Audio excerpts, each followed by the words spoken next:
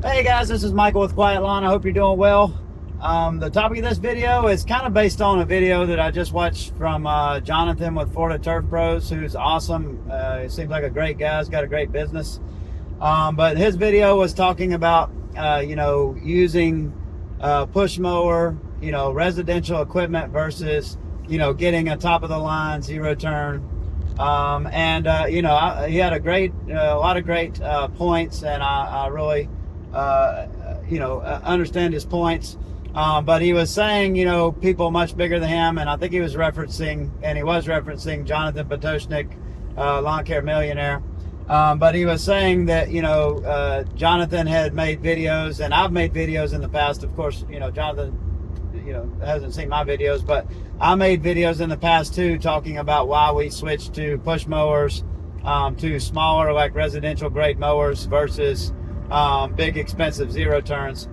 But his video was, addressing like what's better. Like, the Jonathan Potoshnik says that it's more profitable to run an operation using these smaller mowers. And Jonathan from Florida Turf Pros, his point was, you want to get the most efficient equipment that you can get so you can get the most done, because, your most expensive cost is labor, not equipment. So you want your guys to be able to get the most done in a day and be the most comfortable. And I understand those points, and I've been on both sides. I've ran setups of both ways. I tend to side with Jonathan Potoshnik more on the point. And I do for a couple of reasons, especially if you want to scale. And I've talked about this before. If you're just a solo operator and you want to stay by yourself, or you want to have a couple guys, and that is your goal, and you're working in the field, by all means, I think you want to be the most comfortable you can be, and you want to be the most efficient you can with your time. So if I was the business owner and I wanted to be out mowing or keep the operation relatively small, I would, get the best zero turn mower I could get, the most comfortable one, and I would want to maximize my time as the owner, because I'm going to, one, take care of that equipment better than anybody else. Two, I'm going to be more careful than any employee on somebody's property. In other words, I'm not going to be smashing through people's fences or running over their, septic cleanouts or whatever it is. So I'm going to handle that equipment better.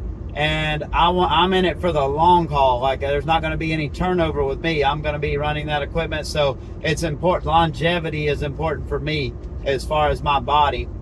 The challenge with that, when you go to, in my opinion, and this is from somebody who's only ran 2 mowing crews at the most.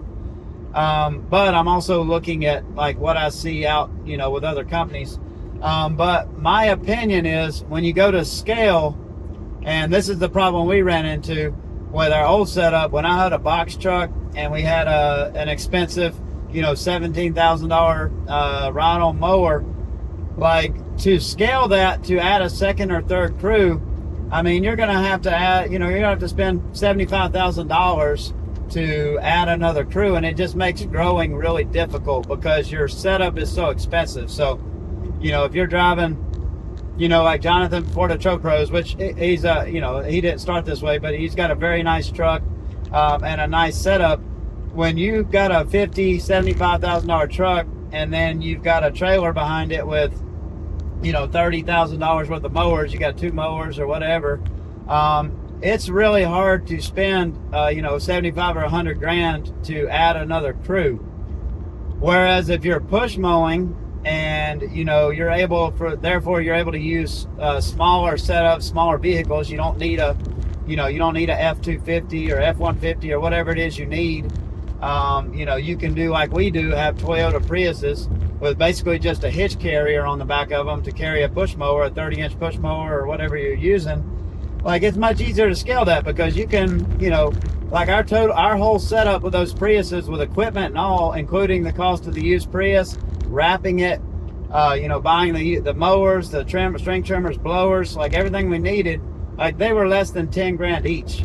So, when you look to scale, like that makes that much more feasible, right? Because I can buy 7 or 8 different setups for the cost of one of those expensive ones. The other reason that we switched to like simpler mowers and the push mower model was for simplicity and training, because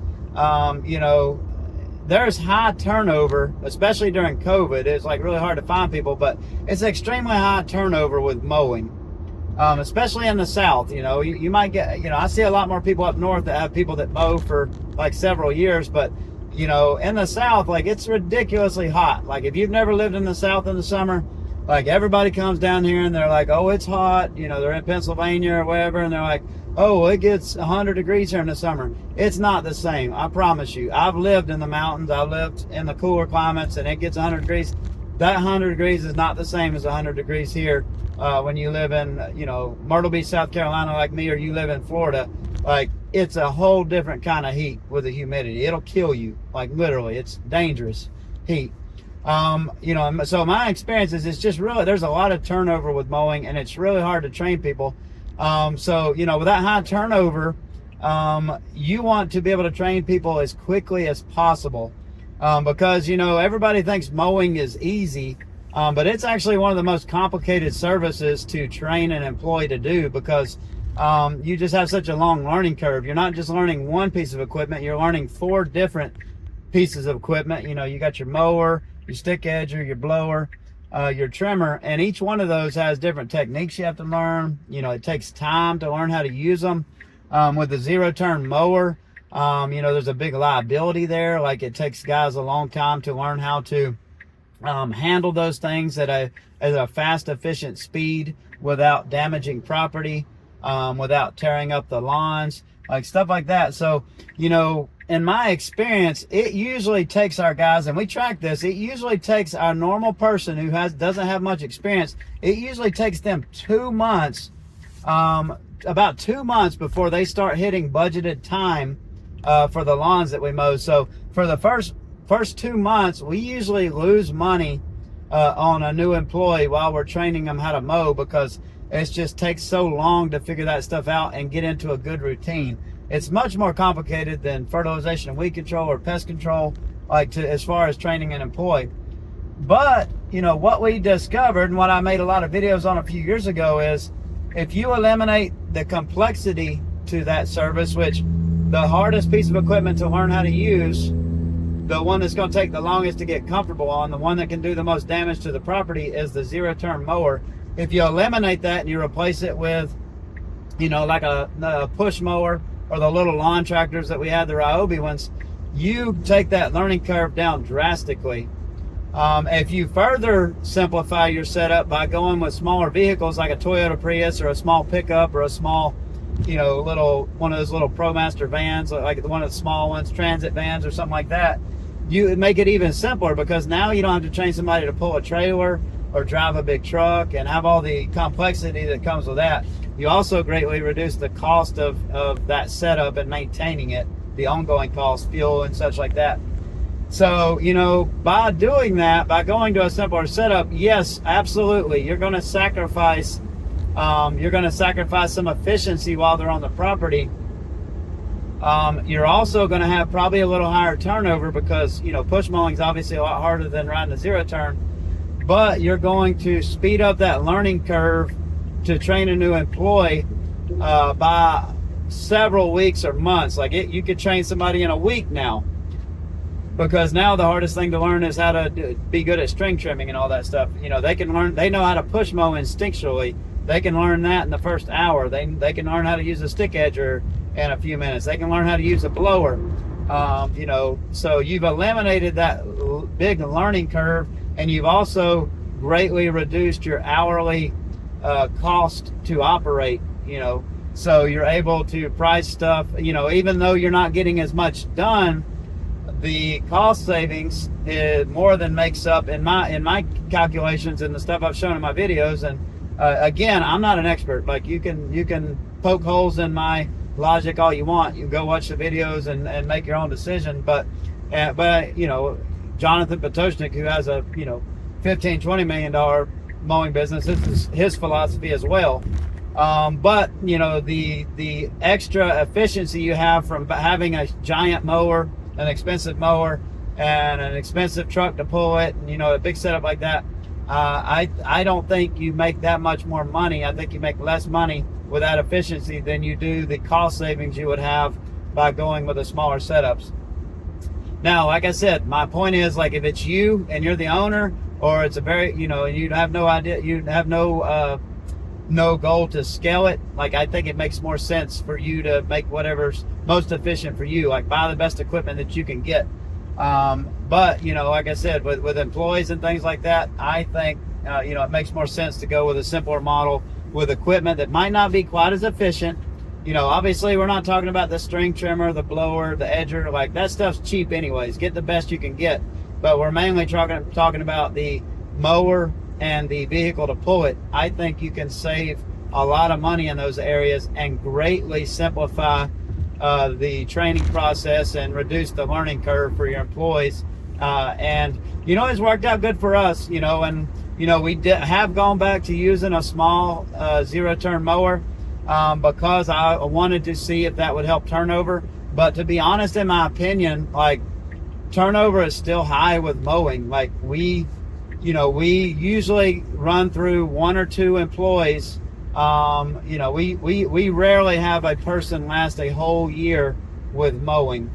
Now, with fertilization weed control, like, people will last years, but with mowing, it's just even with a push mowing, like, it didn't seem to really going from a push mower back to a riding mower, it didn't seem to make employees stay longer, if that makes sense.